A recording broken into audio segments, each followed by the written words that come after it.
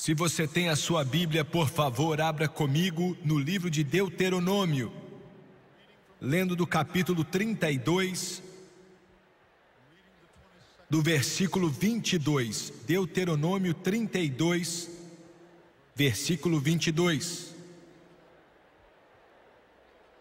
Moisés, nesse livro que faz parte do Pentateuco, escreveu essa mensagem, aquele que deu a lei. Possivelmente entre os três maiores homens que já viveu, Moisés, Davi e Paulo. Ele escreveu: pois um fogo foi aceso pela minha ira, fogo que queimará até as profundezas do Sheol. Ele devorará a terra e as suas colheitas, e consumirá os alicerces dos montes. Tirado dessa passagem, eu quero usar como tópico nesta noite 3 fatos sobre o inferno. Entendo que hoje em dia pouco se fala sobre esse lugar eterno de tormenta. Quase nunca se prega sobre isso nas igrejas cristãs hoje em dia. Mas Jesus falou mais do inferno do que do céu. 3 fatos sobre o inferno. Abaixe sua cabeça. Pai Celestial, enquanto ministramos nessa noite, nossos corações estão alegres com tua grande salvação, ainda assim tristes com a maioria do mundo que não te conhece. Enquanto ministramos, eu te lembro que dependemos exclusivamente, totalmente de ti. Devemos sempre diminuir enquanto o Senhor cresce. Nos ajude a não corromper, maltratar ou abusar de sua palavra de forma alguma, mas dizer o que o Espírito eterno deseja. Unge o povo para ouvir e receber tua palavra. E peço por uma colheita de almas nessa noite. Peço tudo no nome de Jesus, e todos dizem amém e amém. Independente da tentativa do homem, em alguns círculos, de acabar com os ensinos da palavra de Deus a respeito do que há por vir, a maioria da humanidade hoje acredita, por causa do sentimento em seu coração, que existe vida após a morte, e eles estão certos. O mais triste disso é que a maioria do mundo, nessa noite, acredita em um conceito falso chamado reencarnação. A maioria das grandes religiões do mundo, o hinduísmo, o budismo, acreditam em reencarnação, e você ficaria chocado com o número de pessoas na América que colocam suas esperanças no falso ensino, na falsa doutrina da reencarnação, que, para explicar de uma forma simples, quer dizer que a alma e o espírito vivem para sempre, que é verdade, e que volta de acordo com a vida que um indivíduo viveu, em uma forma maior ou uma forma menor na vida seguinte, e assim por diante nas vidas seguintes. Pode voltar. Eles nos dizem que você pode voltar como um ser humano, como um animal. Alguns acreditam até como uma árvore, uma flor, uma rocha, etc. Enquanto que em Calcutá, na Índia, algum tempo atrás, eu vi pessoas que pareciam se lançar na frente dos carros sem pensar em suas vidas. E perguntei ao missionário: não estou entendendo por que eles fazem isso. Ele disse: eles acreditam que eles têm uma hora específica para morrer e não podem morrer antes daquela hora. Eles têm uma visão fatalista. E perguntei por que alguém não ajuda eles, os milhões de milhões, nos sistemas de castas, vivendo uma vida pobre, de sofrimento. E ele respondeu: é porque acreditam que essa é sua reencarnação. Eles têm que viver dessa maneira. E fazer algo para ajudá-los seria atrapalhar sua razão de existir. Eu vi vacas, gado, dentro do saguão do aeroporto. E as pessoas que trabalhavam ali não tinham a permissão de tirá-las de lá, porque talvez fossem a sua avó. Estamos rindo e, se não fosse tão triste, seria até engraçado, sim. Centenas e centenas de milhões acreditam nesse falso conceito, e é falso porque não existe nada na Bíblia que ensina a respeito de uma doutrina dessa. É algo falso, satânico, que nasceu no inferno.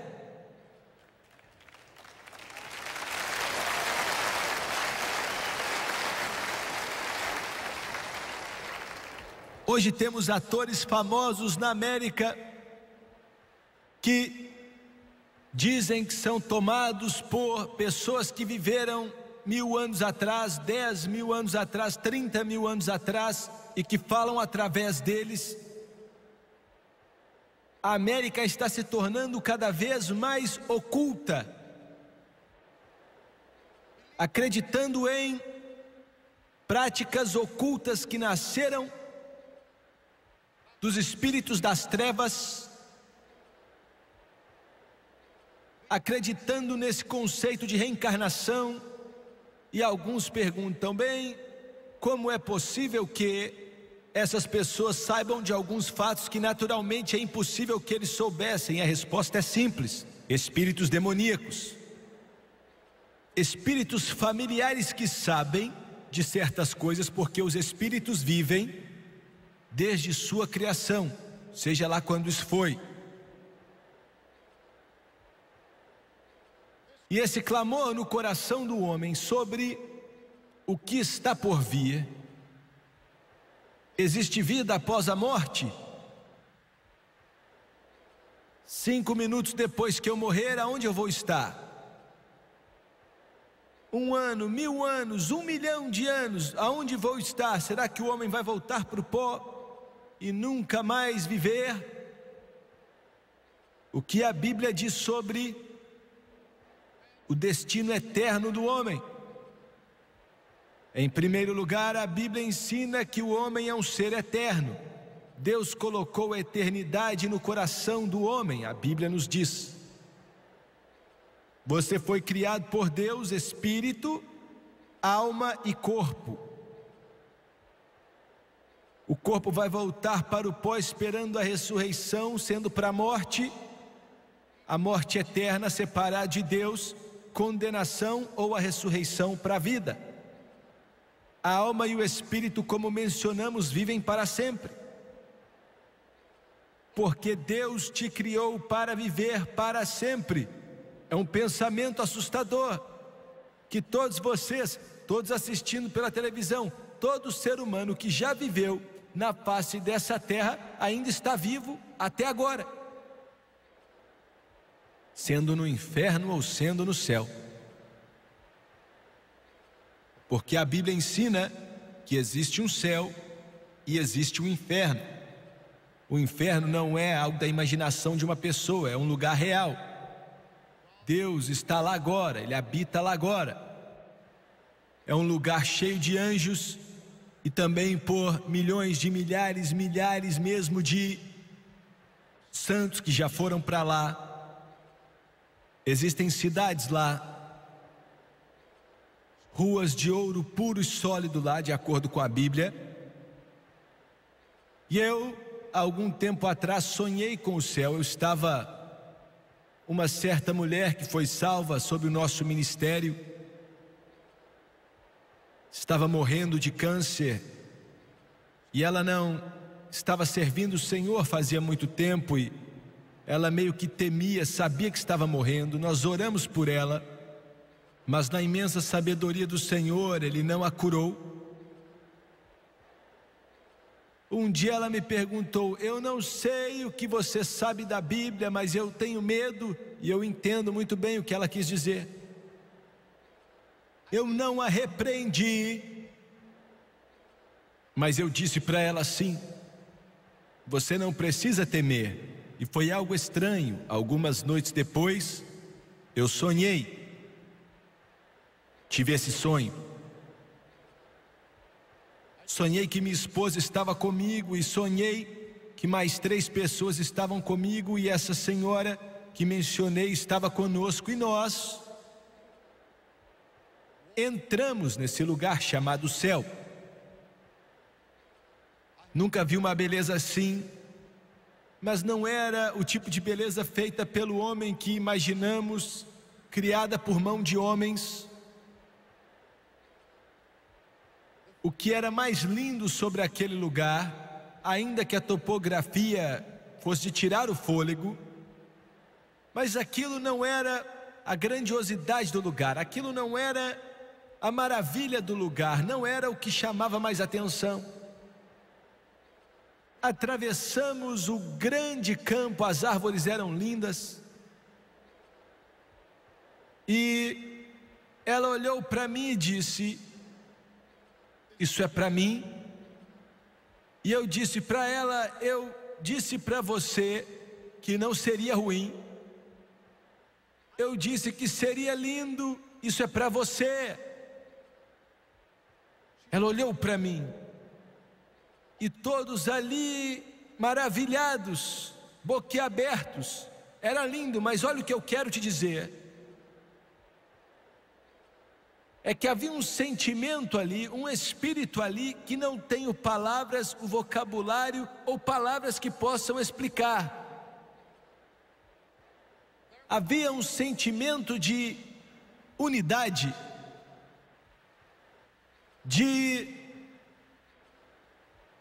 parecia que toda preocupação não existia, e parecia que era impossível sofrer qualquer dor. E mesmo eu, estando ali alguns instantes, não queria ir embora. Eu não gostei de ter que me despedir dela e ter saído dali, porque eu queria ficar. Tudo em mim, por causa daquele espírito, daquela parte de Deus que parecia permear todo o ar que respirávamos, se é que posso usar essa terminologia. O céu pode mesmo ser assim? Não. É 1 milhão de vezes melhor do que isso.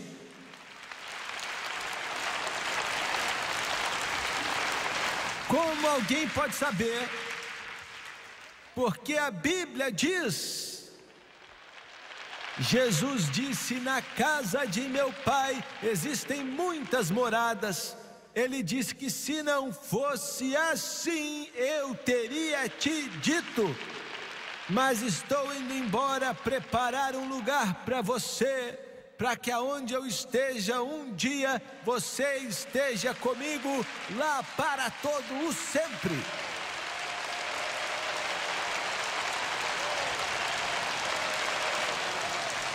No momento que o Filho de Deus, seja quem você for, no momento que o Filho de Deus respira pela última vez, seu próximo suspiro acontece na presença de Jesus Cristo. Aleluia! Como você sabe, Jimmy Swaggart? Porque Paulo disse: eu tenho um desejo de partir e estar com Cristo. Aleluia! Eu quero repetir, porque isso é lindo. Isso é lindo. Não chore. Eu sei que temos dor, mas não como aqueles que não têm esperança. No momento que a pessoa que você ama em Cristo olha para você e respira pela última vez, eles estão indo para um lugar muito melhor, transportados instantaneamente para a presença do Todo-Poderoso, esperando a trombeta de Deus tocar. Aleluia! Agora eu digo para você, é melhor do que voltar como um touro qualquer, ou um macaco, ou um banco, ou uma rocha, ou uma árvore. Graças a Deus pela palavra de Deus. João disse: eu vi aquela cidade construída, preparada como uma noiva para o seu esposo, descendo de Deus no céu. Aleluia. Por outro lado, ainda que não se pregue muito disso hoje em dia, também existe um lugar chamado inferno. A Bíblia nos diz que não há alegria no céu com a morte do ímpio. Quero que você pense nisso. O inferno não é algo da imaginação de alguém, não é um estado de ser, é literalmente um lugar verdadeiro e real, é um lugar. Não digo isso com alegria ou com felicidade no coração, mas com uma grande tristeza no coração. Hoje muitos pregadores falam do inferno como um estado, um sentimento, mas é um lugar verdadeiro. E quero trazer algumas consequências desse lugar para você nessa noite. Não faço isso com alegria. Em primeiro lugar, nós sabemos, ainda que a maioria das pessoas não acreditam, mas se você crê na Bíblia e interpreta da forma correta, o inferno é um lugar onde o fogo é verdadeiro. Você está me dizendo que as chamas de fogo são fogo mesmo, como vemos aqui no planeta Terra? Sim. Porque a palavra usada na Bíblia, tanto no Antigo quanto no Novo Testamento, grego e hebraico, para descrever o fogo, quer dizer fogo real, se não em alguns lugares. No capítulo 16 do livro de São Lucas, Jesus mesmo nos falou daquele lugar, momento terrível, quando um homem em questão morreu e foi para o inferno. Literalmente, ele nos mostrou e disse ao mundo como era aquele lugar na eternidade. Antes daquela época, o homem não entendia muito, não se sabia muito exatamente ao que aquela parte da eternidade era. Mas no capítulo 16 de Lucas, Jesus descreveu de uma forma dramática. Ele falou do homem que estava no inferno, levantou os seus olhos em tormenta e consciente, porque assim como o santo, homem, mulher, menino, menina que morre instantaneamente vai para a presença de Jesus, aqueles que estão perdidos sem Deus no momento que morrem instantaneamente vão para o inferno. É um pensamento terrível, e oro para que Deus venha abrir sua mente, o seu espírito nessa noite, para que você entenda o que estamos tentando dizer. O fogo é real. Ele falou daquele homem que disse: estou atormentado nessas chamas. Ele falou da tormenta, ele falou de chamas de fogo que eram reais. E então nós vemos, outra vez em Mateus 25:41, que o fogo é eterno. Assim como o céu é eterno, o inferno é eterno. Como a alegria do céu é eterna, o fogo do inferno também é eterno, infinito. Você imagina a eternidade? É possível? É possível para a mente humana entender a eternidade? Nunca acabará. quando você viveu 1 milhão de anos, 1 bilhão, 1 trilhão de anos. Como entender um número desses? Não será uma sentença parcial, ela será eterna. Eu sou um evangelista. Deus me chamou quando criança para evangelizar, e com esse chamado, as marcas do meu chamado ardem em meu coração. Às vezes à noite,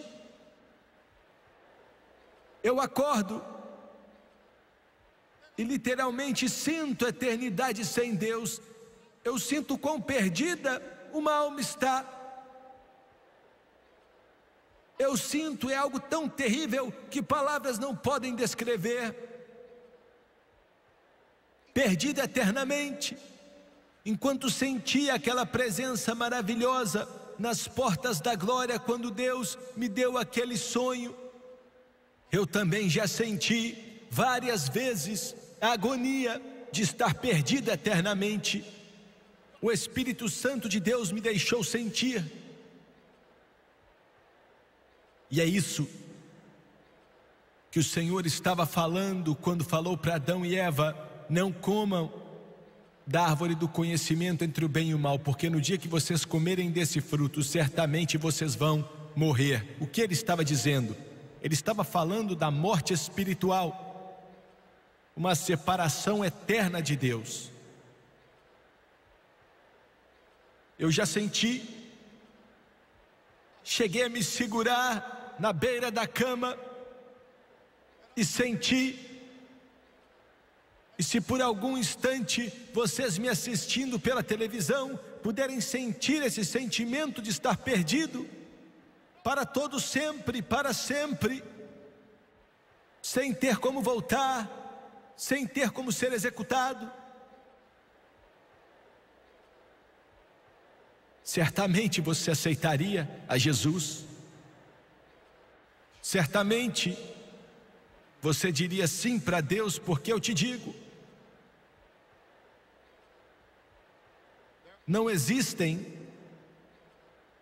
10, 8, 6, 2 formas de se salvar, só existe uma.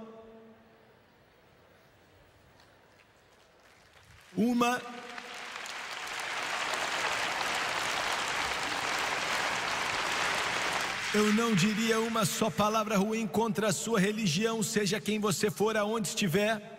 Não diria uma palavra ruim ou uma declaração sarcástica sobre aquilo que você adora. Mas eu faço com o coração partido e com a unção do Espírito Santo para te dizer que só existe um Deus. Não existem 10, 20, 30, somente um Deus. Ele enviou o seu Filho Jesus Cristo para morrer pelo homem que está perdido eternamente, e não pode se salvar.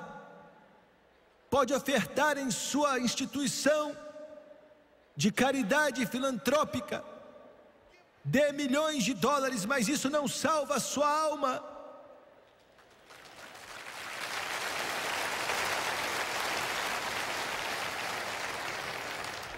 Ouviu bem? Você pode caminhar de joelhos com penitências, mas isso não traz salvação para você. Nossa organização construiu mais de 200 escolas em países de terceiro mundo, mas isso não adiciona nada em minha salvação. Só existe uma forma de ser salvo, que é através de Jesus Cristo. Não há outra forma. Não existe outro caminho, não há outra forma.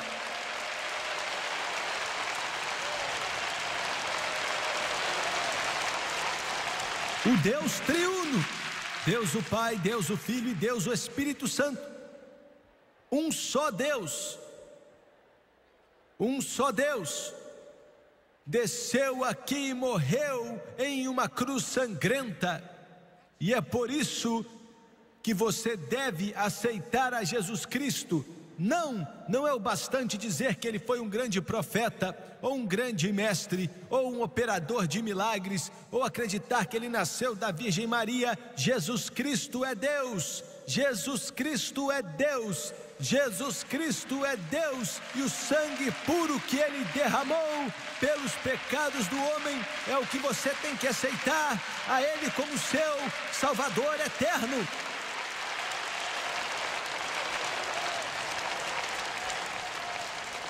É a única forma de escapar do inferno. Não há outra maneira. Não existe outra maneira. Porque você acha que Deus fez o que fez? Se houvessem outras maneiras, por que Jesus viria do céu? Me escuta aqui. Se você puder entender o céu, se você puder entender a morada de Deus, nós não podemos, é impossível, nós não podemos começar a compreender. Então, de alguma forma, você pode entender como Deus podia. Escuta, ele deixou de lado, nunca deixou de ser Deus, mas desde aquele momento em diante se tornou humano. Você está entendendo? A Janet cantou nessa noite, quando a porta se abrir e eu entrar e procurar por Ele, eu o conhecerei, eu o conhecerei, eu o conhecerei. Existem milhares, milhões de anjos lá. Ele é um ser humano, mas ainda assim o conhecerei. Eu nunca vi, mas vou conhecê-lo. Ele vai estar lá no meio dos milhões e milhões e milhões de milhões, mas vou conhecê-lo, porque ele será o único que vai ter as marcas em suas mãos. E as marcas estarão lá para sempre. E me prostrarei diante dos seus pés. Com alegria beijarei os seus pés. Eu não me envergonho dele. Uso o nome dele. Carrego o seu opróbrio. Eu me levanto, pois Jesus é o nome dele. E eu sigo a Jesus, o Rei dos Reis e Senhor dos Senhores.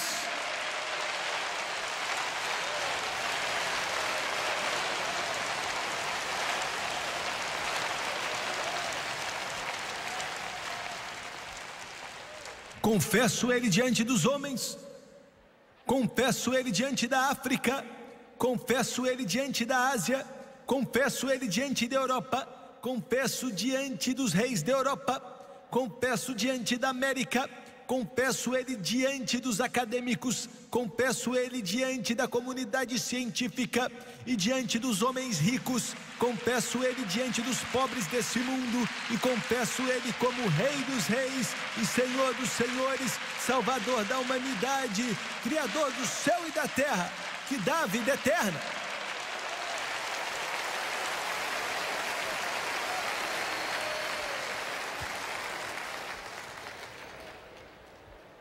Você pode obter filosofias aceitando a outros, mas você obtém vida eterna quando aceita Jesus Cristo.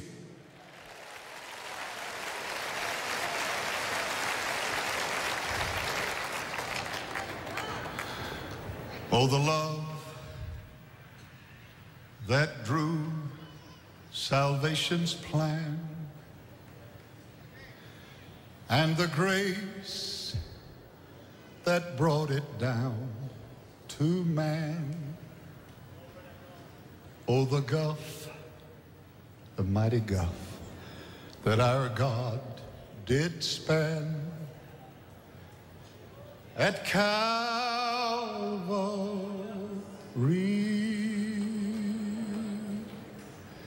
Mercy there was great and grace was free. Hallelujah. Pardon there was multiplied to me. There my burdened soul found liberty. Where? At Calvary.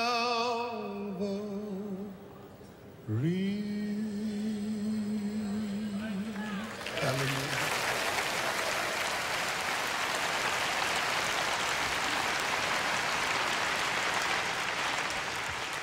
O inferno não é só um lugar de fogo, mas é um lugar que é aceso por causa da ira de Deus sobre o pecado. Ele disse: pois um fogo é aceso em minha ira. Nós não ouvimos nada hoje em dia sobre a ira de Deus sobre o pecado. Só ouvimos do amor de Deus, mas é praticamente impossível ter o amor sem ter a ira.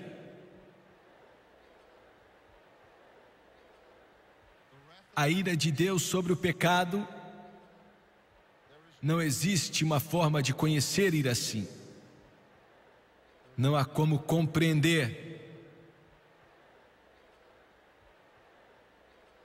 Às vezes nós pregadores falamos muito do amor de Deus e devemos mesmo falar, pois Ele é amor, mas nós não demonstramos também o Deus da ira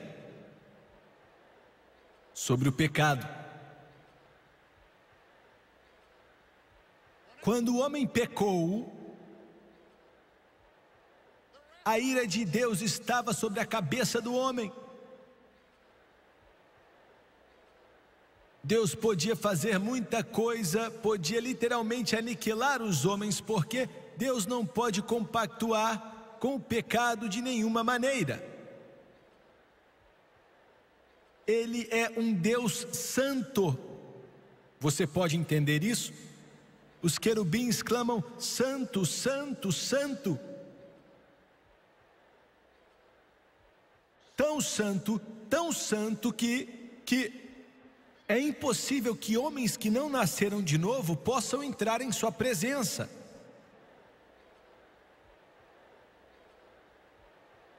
Tão santo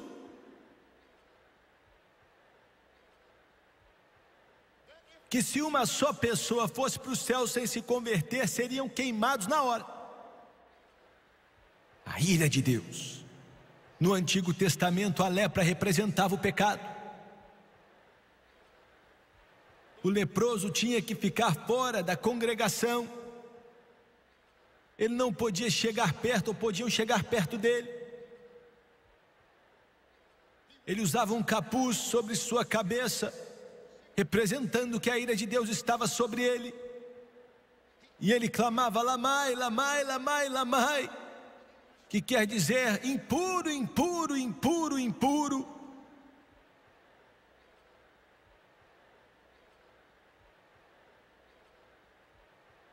A ira de Deus era evidenciada de muitas formas, mas Deus evidenciou ela em amor. Ele poderia destruir a humanidade ou prover uma forma para a humanidade ser salva. Entenda isso. Ele podia ter acabado com a raça humana, tirado ela da face da terra. Ele poderia ter aniquilado a raça humana, porque a raça humana tinha pecado. E esse é o seu problema, você não quer admitir que é um pecador. E como resultado de ser um pecador, você está perdido. Nenhum homem nasceu salvo. Está perdido.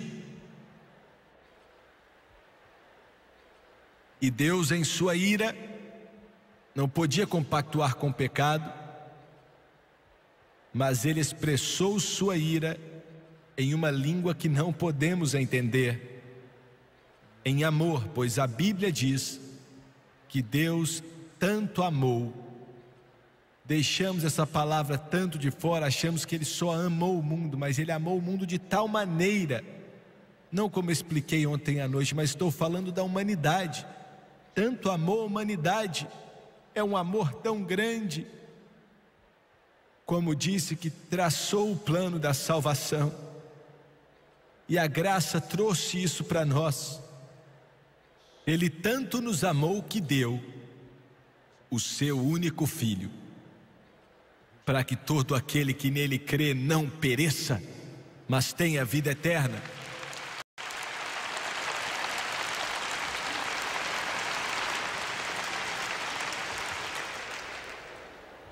No livro de Salmos, vemos algo que quero compartilhar com você. No capítulo 9,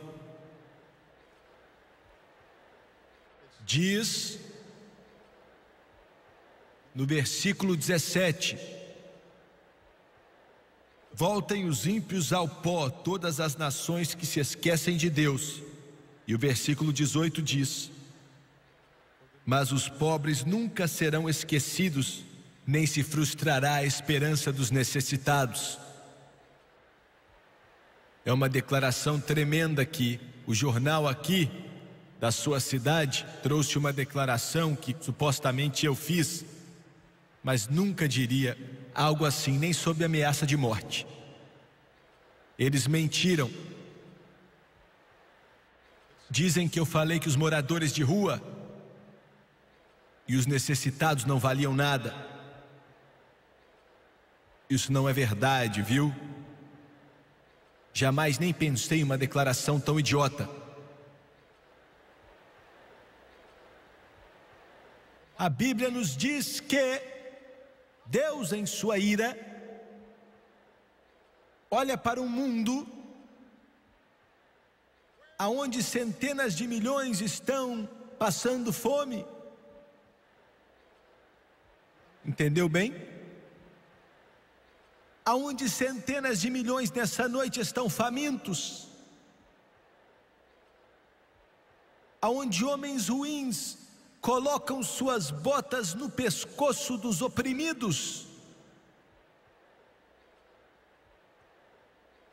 Mas Deus diz: os pobres nunca serão esquecidos, nem se frustrará a esperança dos necessitados. Veja bem, me escuta. A pobreza que está sobre esse planeta, você na América, no Canadá e em vários outros países, você não sabe como é o mundo. Você não sabe como é viver com $100 por ano. Você não sabe como é morar em uma barraca, com chão de terra, com 3 filhos, 4 filhos, com a barriguinha inchada, e você não sabe aonde vai conseguir comida para alimentá-los. Você não sabe. Eu vi. Quando você vê, você nunca esquece. Eu vi os estômagos estufados, eu vi os olhos tenebrosos, já vi as mães que choraram tanto até que seus olhos estavam secos, não haviam mais lágrimas. Nessa noite, atrás da União Soviética, existem milhões de judeus que querem ir embora, mas não podem. Na África, dezenas de milhares estão famintos. A maioria do mundo não tem esperança de um futuro. E não deixe ninguém te fazer acreditar que Deus não está preocupado. Acabei de ler da palavra de Deus que os pobres nunca serão esquecidos, nem se frustrará a esperança dos necessitados. Jesus está voltando.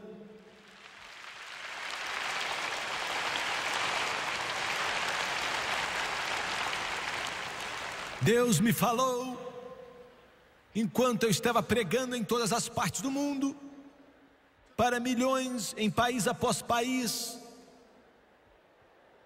Ele mandou dizer a eles, falou meu coração de uma forma clara: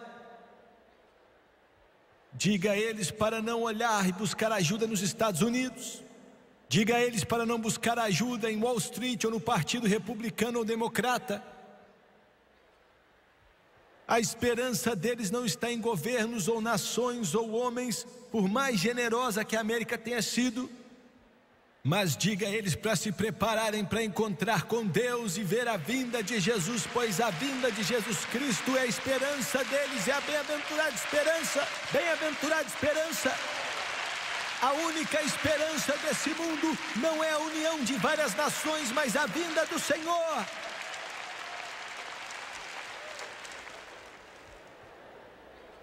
O inferno está lá por causa da ira de Deus contra o pecado.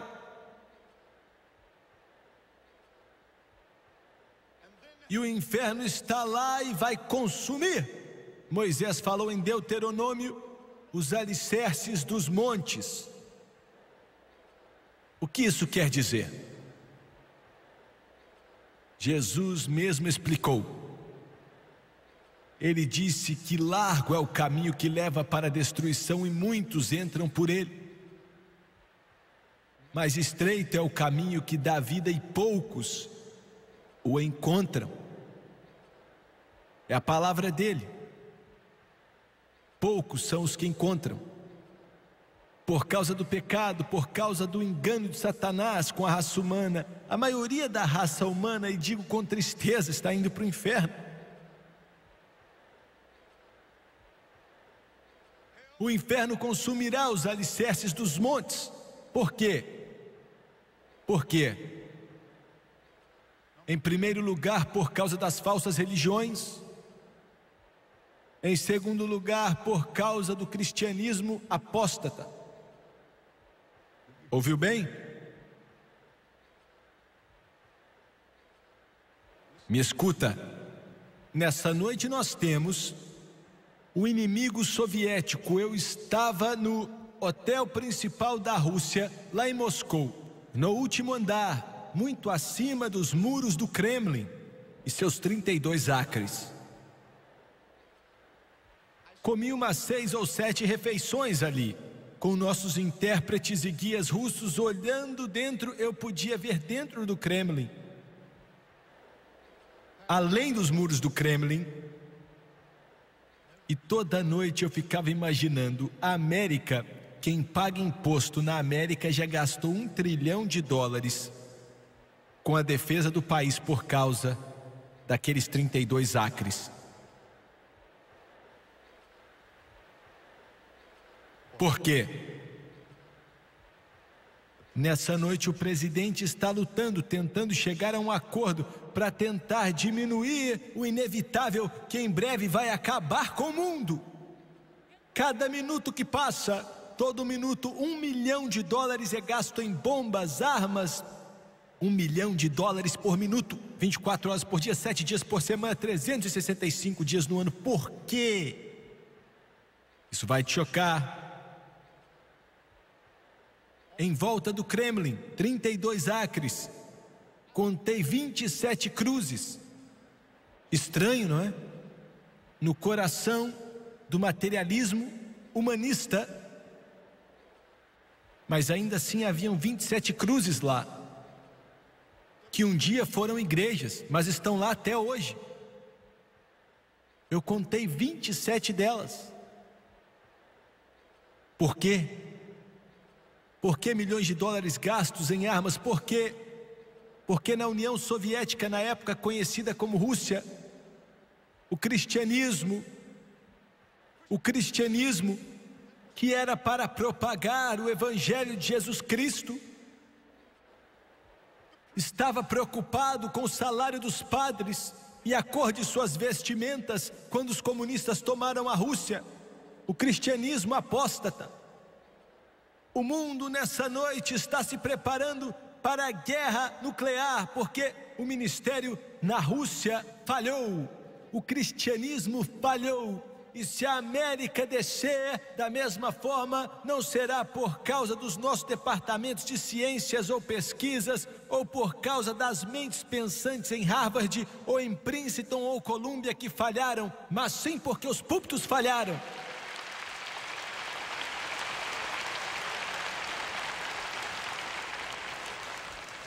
Pregadores, chorem pelos perdidos, chorem pelos perdidos, preguem Jesus, seja cheio do Espírito Santo, seja cheio do poder de Deus, porque a força da América ainda é a pregação da palavra do Todo-Poderoso Deus.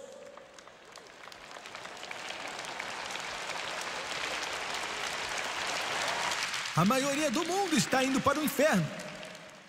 Por causa disso, vou te dizer por quê. Nós temos 1 bilhão de muçulmanos no mundo, e os muçulmanos são sinceros.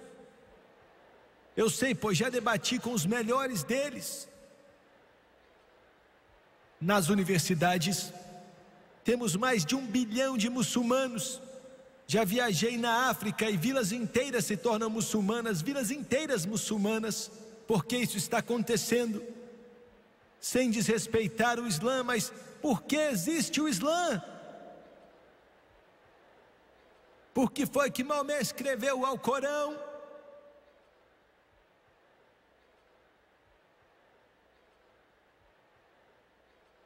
Por quê? Por quê? Por causa de um cristianismo apóstata.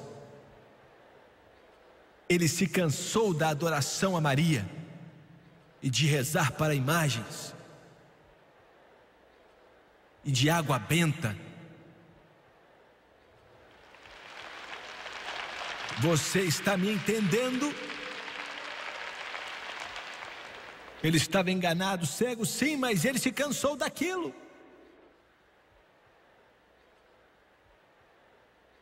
Por que é que você acha que os comunistas Lenin e Joseph Stalin,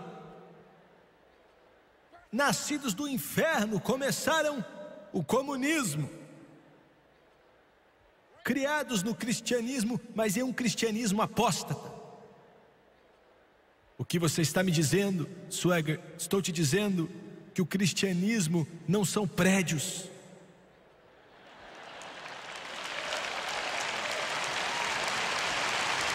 O cristianismo não são vestimentas. O cristianismo não são templos. O cristianismo não é água benta, um terço, estátuas, ícones. Você está ouvindo?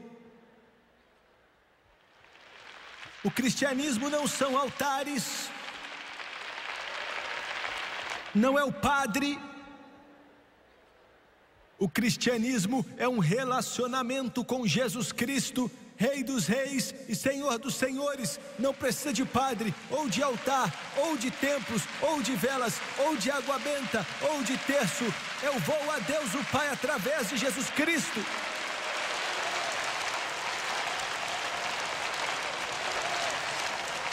Pode ficar chateado comigo. Agora sou seu inimigo porque te digo a verdade. Estou falando como um homem possesso. Um dia vou ter que me levantar diante de Deus, e a preocupação dele não vai ser em que boutique eu cortei o meu cabelo.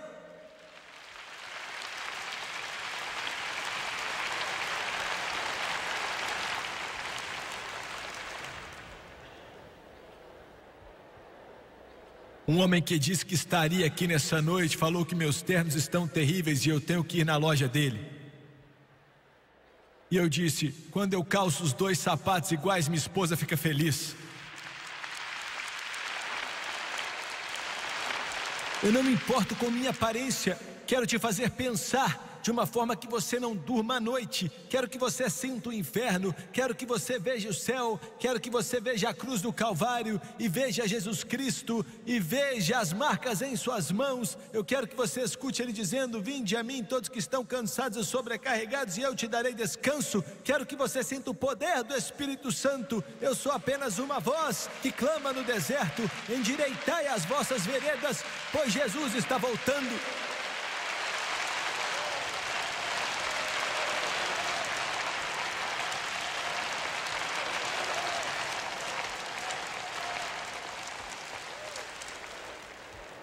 Cristianismo apóstata.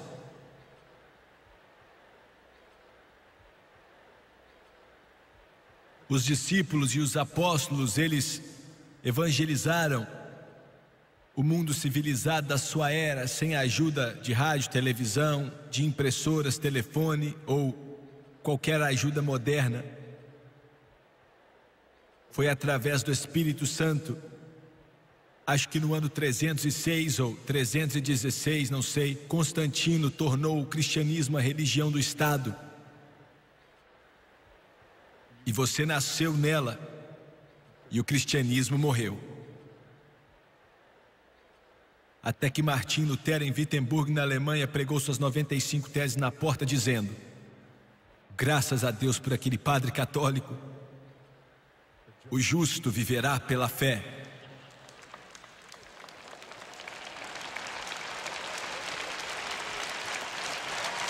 O que Martim Lutero queria dizer com aquilo, que o justo viverá pela fé? As palavras do grande apóstolo Paulo. Ele quis dizer que você não é salvo confessando para um padre, um pregador ou um profeta, ou um evangelista ou apóstolo. Você não é salvo através de obras, penitências, dando dinheiro. Você é salvo através de confiar em Jesus Cristo. Fé no que Ele fez na cruz do Calvário.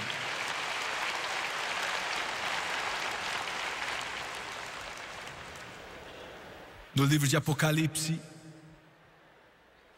o grande João falou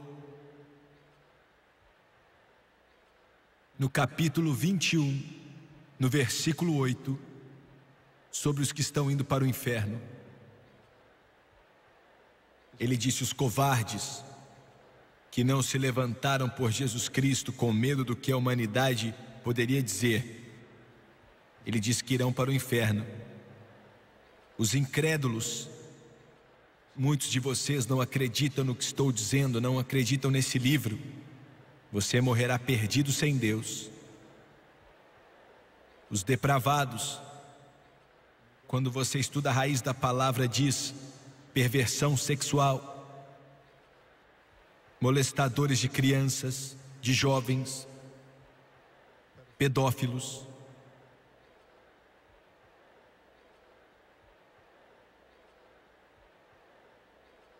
Assassinos,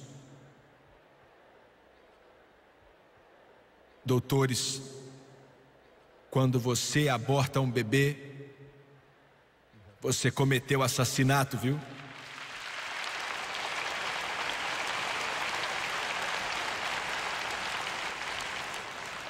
Que cometem imoralidade, que praticam feitiçaria, como está presente aqui na América, idólatras e mentirosos. Eu saí do púlpito naquela noite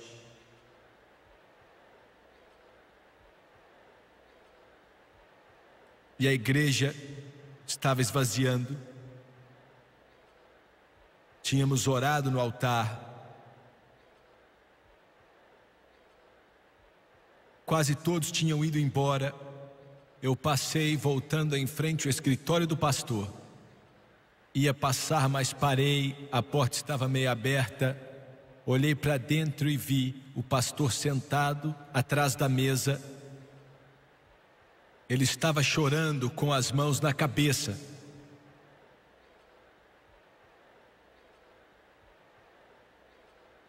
Eu entrei e eu amava. Ele já está com o Senhor. Ele tinha uma igreja grande. E perguntei: o que foi? Demorou alguns minutos para ele se recompor. E ele disse: ela foi criada nessa igreja. Chegou aqui quando ainda era garotinha. E cresceu. Estava no grupo de jovens.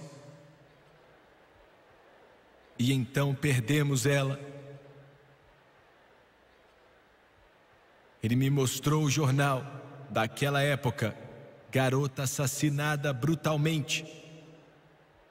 Ela estava em um bar na noite anterior. Estava bebendo. Saiu dali com um rapaz.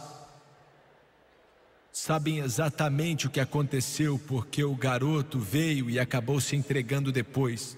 Ele estava bêbado também.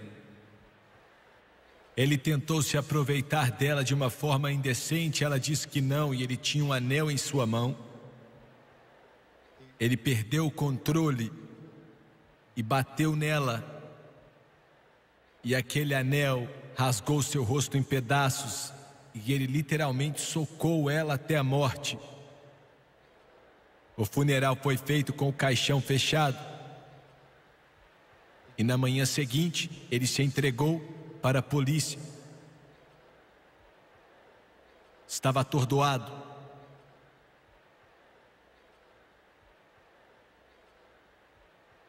E o pastor falou assim: amanhã será o funeral dela aqui.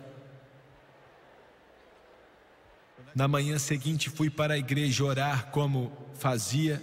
Fiquei ali umas 4 ou 5 semanas.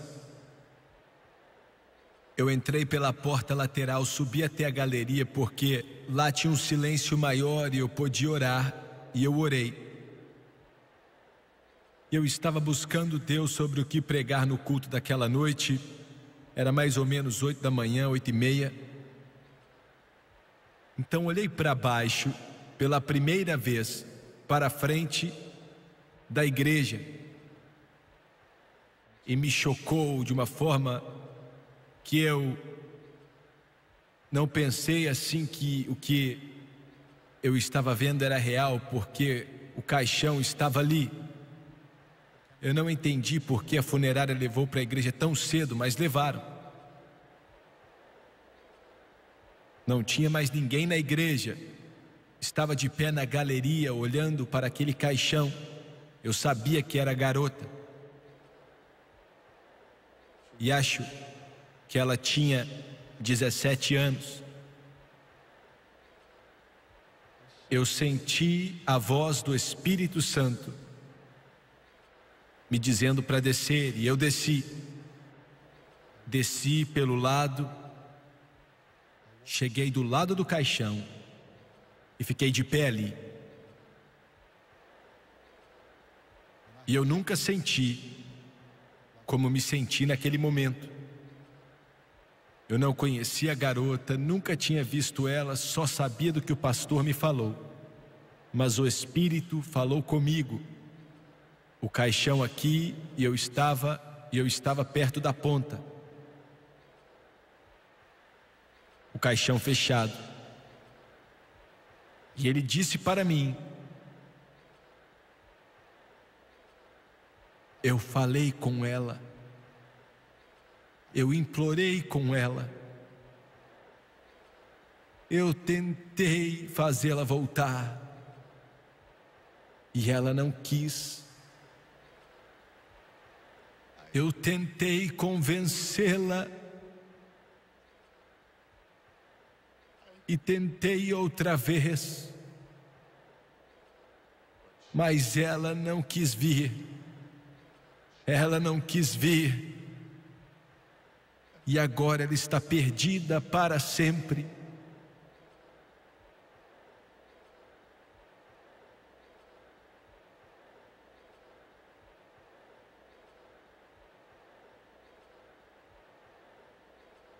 Ele está falando ao seu coração. Só existe uma oportunidade, que é nessa vida. Não existem segundas, terceiras e quartas chances depois da morte. O que eu escrevi está escrito. Abaixe sua cabeça, por favor.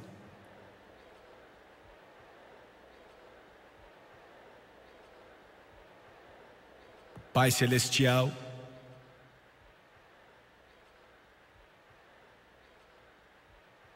enquanto nós declaramos essas palavras, com tua convicção, fale a esses corações.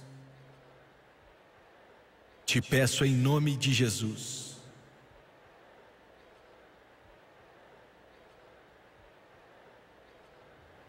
De cabeças baixas e olhos fechados, por favor, em reverência a Deus.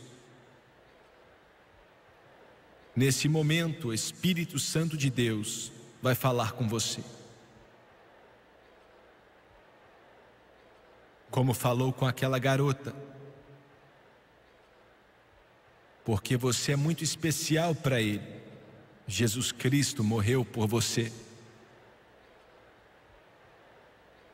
Ele não quer que você vá para o inferno, mas a não ser que você o aceite como seu Senhor e Salvador, você vai morrer sem Deus e ir para o inferno.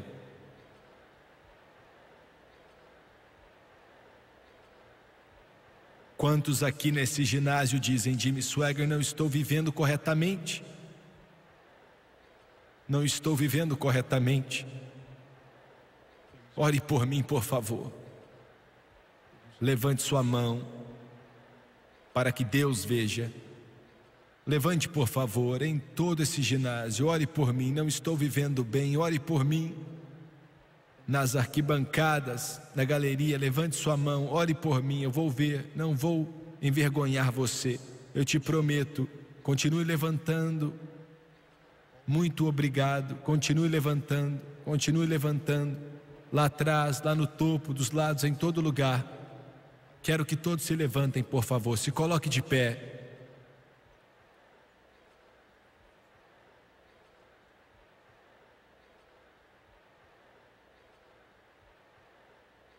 Se nessa noite você pudesse ver dentro das portas abertas do céu naquela cidade, você veria os anjos boquiabertos esperando o que vai acontecer, na medida que o Espírito Santo está trabalhando, olhando para você, e o Espírito Santo falando para você: venha, é o seu momento. Eles vão cantar agora "Há espaço na cruz para você", e quero que todos que levantaram as mãos, por favor, saia do seu lugar e venha, desça até aqui. Você está vindo das trevas eternas para a luz eterna. Você está vindo para a vida eterna e você nunca mais será o mesmo. Quero que você venha enquanto eles cantam.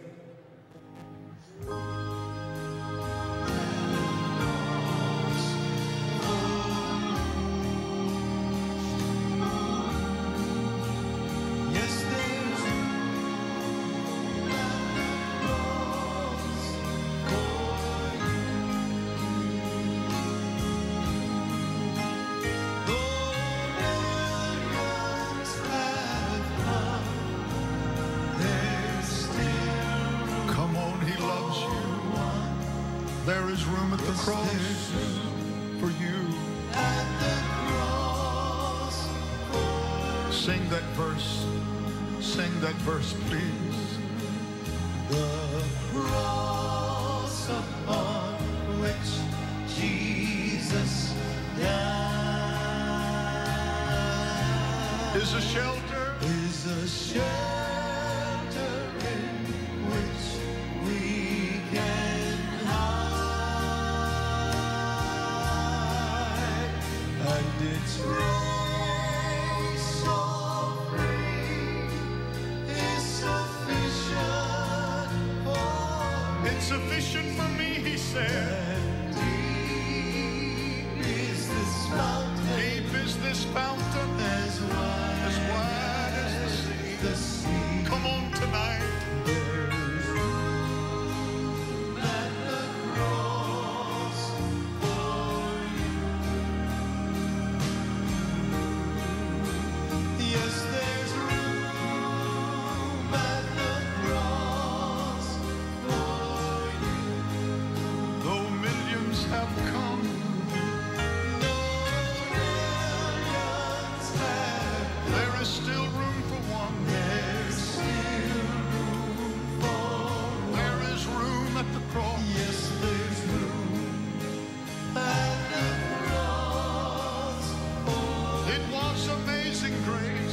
Everybody sing it, others are still coming. It was amazing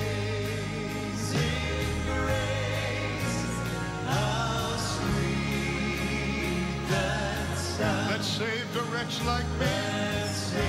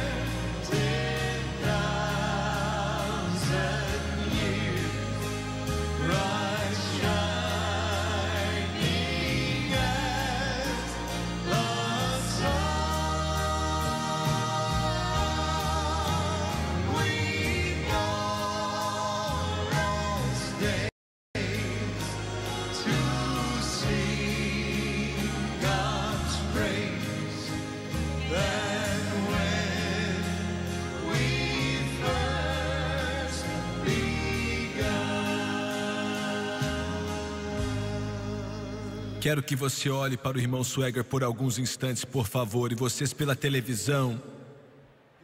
Preste bastante atenção em mim, por favor, nos próximos minutos. Ele mandou dizer para vocês: se você acreditar, você tenha certeza que essa noite, ou seja, quando você estiver assistindo, se você crer, você não tem mais que se preocupar com o céu ou o inferno. Você aceitou a Jesus e Ele disse que vai garantir o céu para você. Glória a Deus.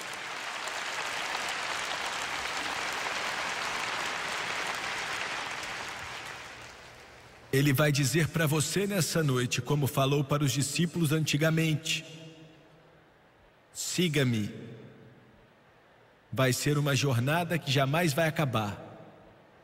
Se você acreditar de verdade, a vida eterna vai ser dada a você nessa noite.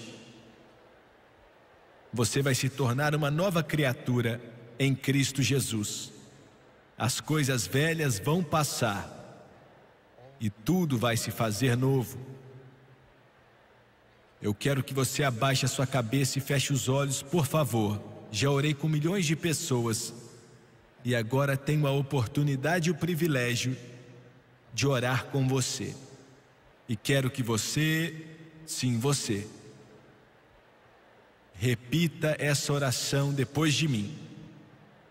E quero que você creia de todo o coração, pois esse é o maior momento da sua vida. É o começo da vida eterna. Vamos orar. Querido Deus do céu, Querido Deus do céu, sou um pecador perdido. eu sou um pecador perdido. Preciso de ajuda. Eu preciso de ajuda. Eu não posso me salvar. Eu não posso me salvar. Não conheço o caminho para casa. Eu não conheço o caminho para casa. Perdoa-me, por favor, Perdoa-me, por favor. e limpa-me com o teu sangue precioso Limpa-me com o teu sangue precioso de toda injustiça. de toda a injustiça. Em tua santa palavra, Em tua santa palavra, no 10º capítulo de Romanos, 10º capítulo de Romanos, versículos 9 e 10, versículos 9 e 10. com a minha boca, Com a minha boca, diante de todos, diante de todos, eu confesso eu confesso o Senhor Jesus, Senhor Jesus, e em meu coração, e em meu coração, mesmo com toda dúvida nesse mundo, mesmo com toda a dúvida neste mundo, eu creio eu creio que Deus ressuscitou a Jesus que Deus ressuscitou a Jesus dentre os mortos dentre os mortos e que Ele vive. e que Ele vive. O mesmo poder O mesmo poder que ressuscitou a Ele que ressuscitou a Ele muda a minha vida, muda a minha vida. o poder de Deus. O poder de Deus. E agora, E agora, diante do mundo inteiro, diante do mundo inteiro, eu aceito eu aceito Jesus Cristo Jesus Cristo, como meu Salvador. meu Salvador. E eu creio E eu creio, que nesse momento, nesse momento, agora, agora, eu estou salvo. Louvado seja Deus. Aleluia.